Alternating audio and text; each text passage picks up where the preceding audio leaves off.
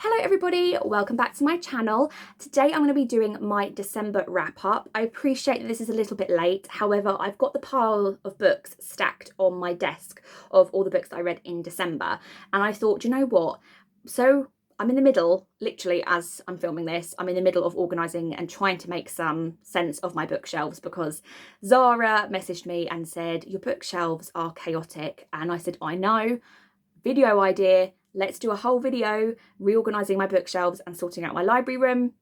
So one of the piles I've got is all the books I read in December. So I was like, whilst I've still got the light on my side, I'm going to show everybody what I read in December. It could be a bit more of a laid back, chilled video. I'm just in my weekend scruffs. So I read 7 books in December, which I am actually really pleased with. And I'm really pleased I read that many because December's a really busy month for me, just as I'm sure it is for lots of people. I hosted both Christmas Day and Boxing Day, and then, yeah, so it was quite madness, planning all of that, planning everything. In December, I did do a kind of TBR Advent Challenge. If you go and follow me on Instagram, if you're not already, Sophie B Books, I picked a number at random from my teacup. I had a stack of books that were numbered 1 to 10, and obviously the number correlated to a book. I'm actually a little bit disappointed. I had a stack of 10 books and I only managed to read 3. However, I am going to put the rest of the stack of 10 in my TBR cart once that's organised, and I'm going to focus on reading those in the first quarter of 2022. So in the first 3 months, I want to get those books read, the remainder of those books read as well. So fingers crossed I can get to them. But yeah, 7 books, I don't think that's bad. So let's get into the books. The first book I read, which I picked out of the jar, the teacup, was Hearts of Resistance by Soraya M. Lane. This is about 3 women, and we have 3 perspectives throughout the book, who are all in France fighting with the resistance, obviously against the Nazis. And it's really interesting. All of Soraya M. Lane's books are very similar. They follow a pattern of kind of 3 women, often in areas that maybe we don't hear a lot about. So one of the other books I've read by her, Wives of War, is about 3 nurses that are working on the front line, literally in the trenches, and working on the front line of battle. So they are seeing everyone come back from combat that's needed, and they're right there in the kind of everything going on. The Spitfire Girls by her as well is also about women pilots who didn't actually actively fight in combat in the air. However, they were a massive part in making sure that the aeroplanes were where they needed to be, getting them from A to B, and really integral part of the Air Force, but maybe something you don't necessarily hear a lot about. So it's really interesting to hear about women working in the resistance, and the author's notes are always really interesting in these books because she writes about things that maybe she feels don't have much of a voice. So really interesting. And sorry, I've got a really itchy nose.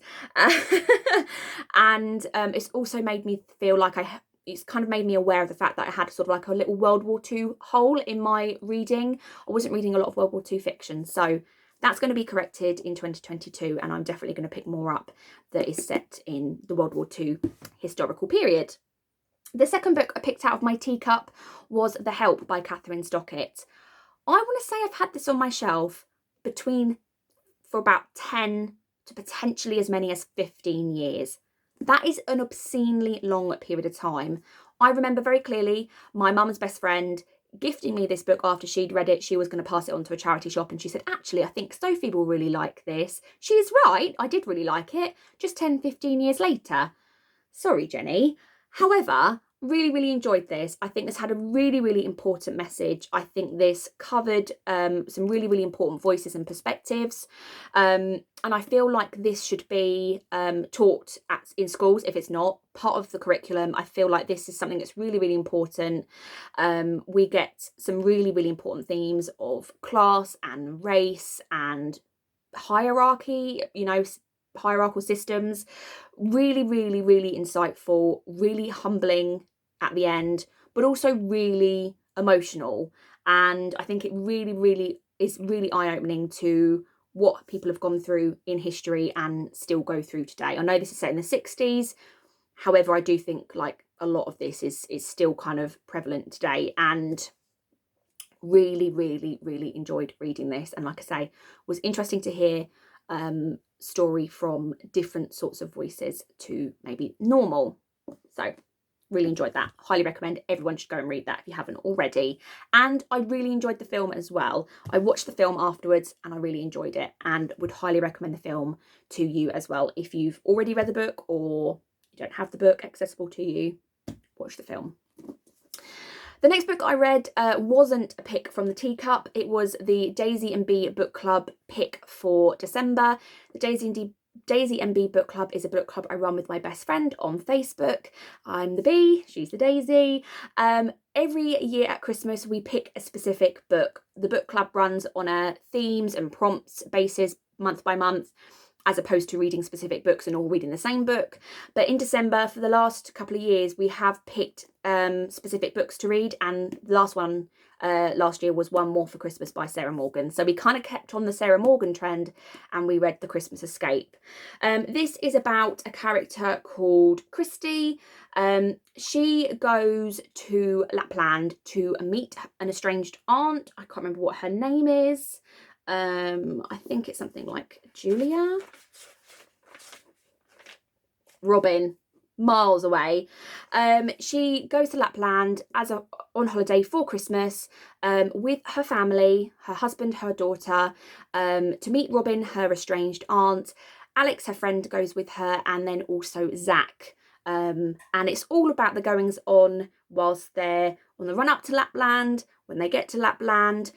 I didn't find this massively Christmassy. It had Christmas moments to it. And I feel like it had like a really important message to it as well. Really important themes of friendship and changing friendships and relationships when you get married, when you have children, not just in your relationship with a partner, but also relationships with your friends. So it had some really interesting things and I really enjoyed it for what it was. However, it wasn't massively Christmassy in my opinion. There were some nice Christmassy moments. I am really, really picky with Christmas books, and I actually tend to steer clear of them because I've read so many that are kind of advertised or look like a really, really Christmassy book, and then Christmas is such a small part of the book that it's a little bit of a letdown.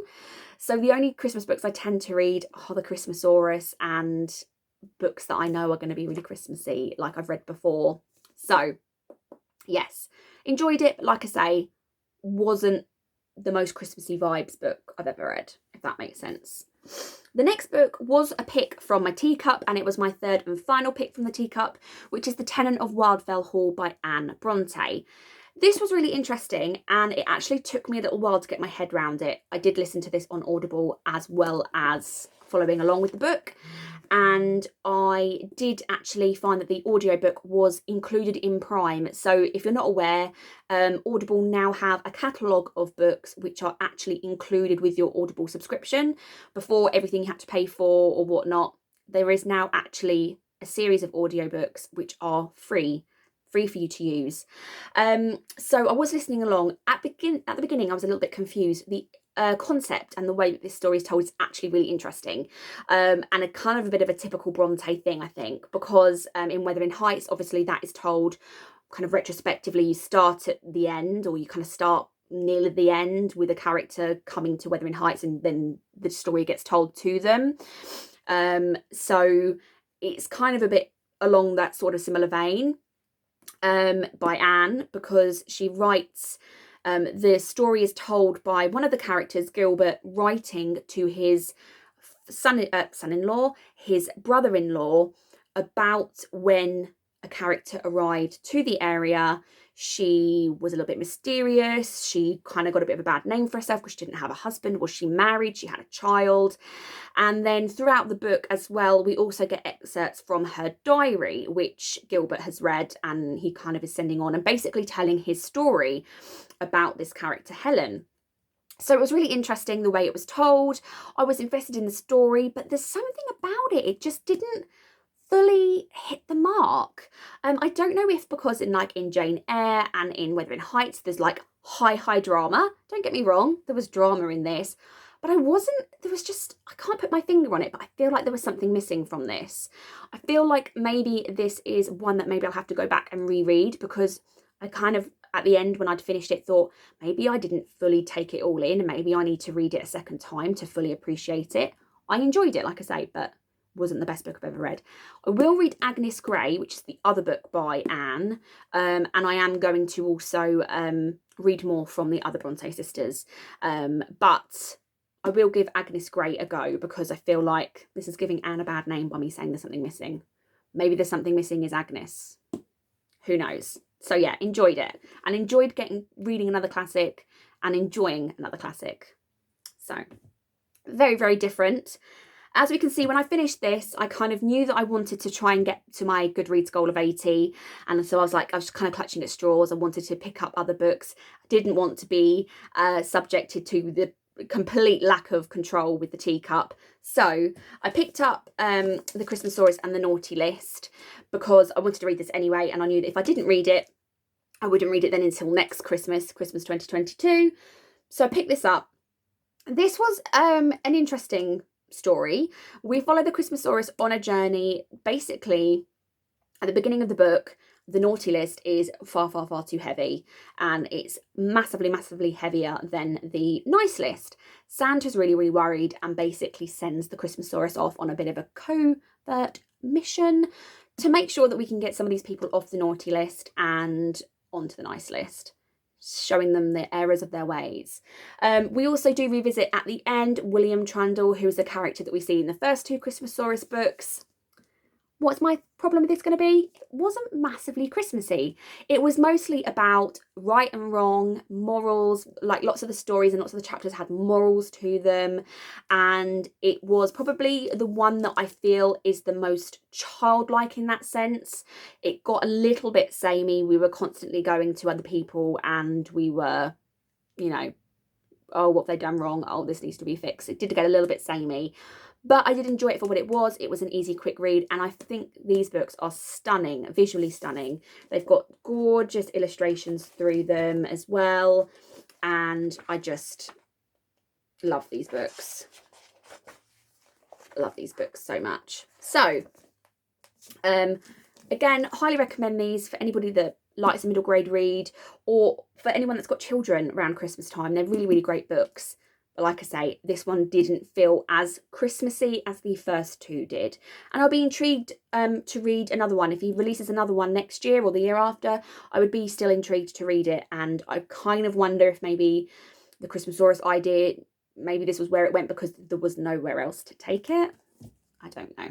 Anyway, the next physical book that I read, let me move this pile out of the way though before I get that, which I talked about in my reading blog, was Thornhill by Pam Smye.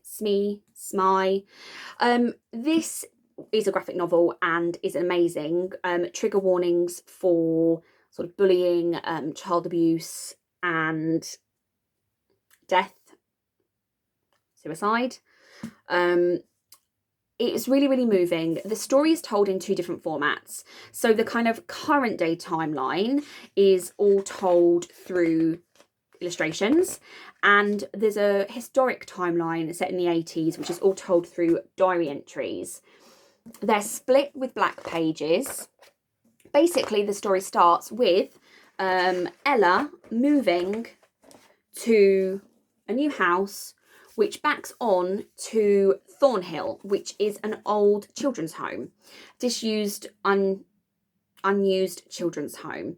And she starts exploring the area. She sees, she thinks she sees a person in the grounds. She starts exploring, she finds things, and then eventually she finds the diary that we're reading as a reader from Mary's perspective.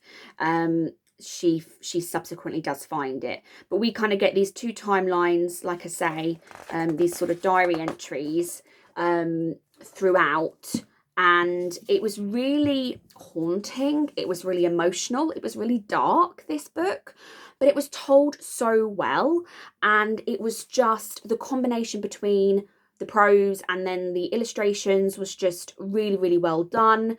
I thoroughly enjoyed it, if that's the right word, because it's not the sort of book you enjoy, but I thought it was a really important book to read. I think it's really interesting, the themes behind, you know, child abuse and childhood neglect.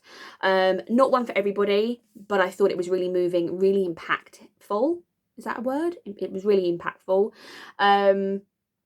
And we'll read anything by the same artist again. If they've got anything else out, or if I see anything else by them, I will definitely read them and pick them up. This I actually got from the library, so this needs to go back to the library soon. Actually, shoot, this needs to go back to the library. Probably already needs to go back to the library. Or did I renew it? I think I renewed it. Anyway, the final book I actually read on my Kindle, which I haven't got to hand, and I didn't actually read it on my Kindle, I read it on my phone, was Amelia's Christmas List by J.M. Morgenthau. Again, trigger warnings for childhood illness, loss, grief, but the story is basically about a young girl called Amelia. She has a Christmas list that she writes every single year, which isn't about things that she wants, it's about things that she wants to do. So she wants to go to the Christmas market, she wants to go to the towns, having the lights switched on, etc, etc. However, she gets poorly and we're unsure of whether she will actually get to complete her list, her wish list of things she wants to do. And basically it's quite a short story. It's just over 100 pages. But it was written really well. It was really sensitively done, and it was, at the end, it was kind of really wholesome as well, and really quite like emotional at the end. But I enjoyed it, and as well, I'll be looking for any further work from J.M. Morgenthau, any further books to be released by them. I'll definitely give them a go. Bit of a different read for me. I don't often read shorter novellas, if you could call it a novella. I don't often read shorter length, but I did really enjoy it, and like I say, if you can enjoy it, it was really well done, it was really well written, and it was really emotional. So I ended the year on a bit of an emotional note. I ended the year on 80 books read, and I really enjoyed what I read in December. And like I say, I'm really looking forward to the rest of the stack, the remainder 7 books from that original stack for December. I am going to prioritise. I'm going to put them in my TBR cart, and I'm going to prioritise them for the first 3 months throughout the year and read as many of them as I can, fitting in around other reading commitments that I have. But I hope you enjoyed this video. What books did you read in December? Have you read any of these books? Did you read any of these books? I'd love to hear from you and what you've read and your thoughts on what you read in December. Thanks for watching, and I'll see you all in the next video.